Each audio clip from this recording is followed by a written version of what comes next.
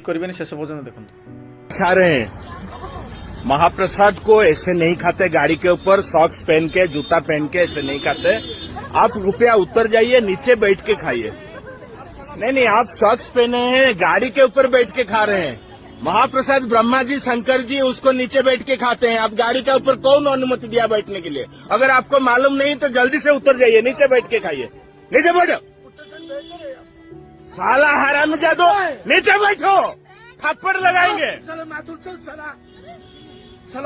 अगर आपको मालूम नहीं तो आप बैठ जाओ, नीचे बैठ के खाओ, भगवान का प्रसाद है।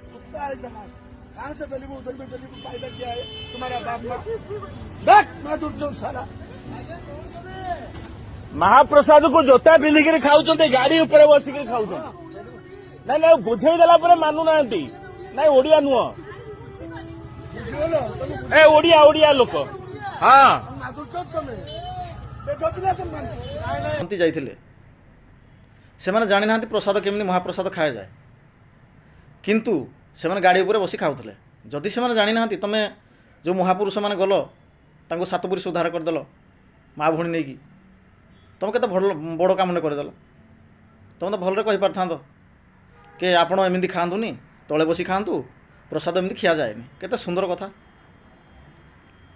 केते बड़ काम करदेल। एमती जदि कर लोक शेष पूरी दर्शन करने जी तुम मानक मुझे ठीक कहली ना भूल कहली, आप कमेंट माध्यम जनइबे, भिडियोटी शेयर करेंगे बहु मात्रा।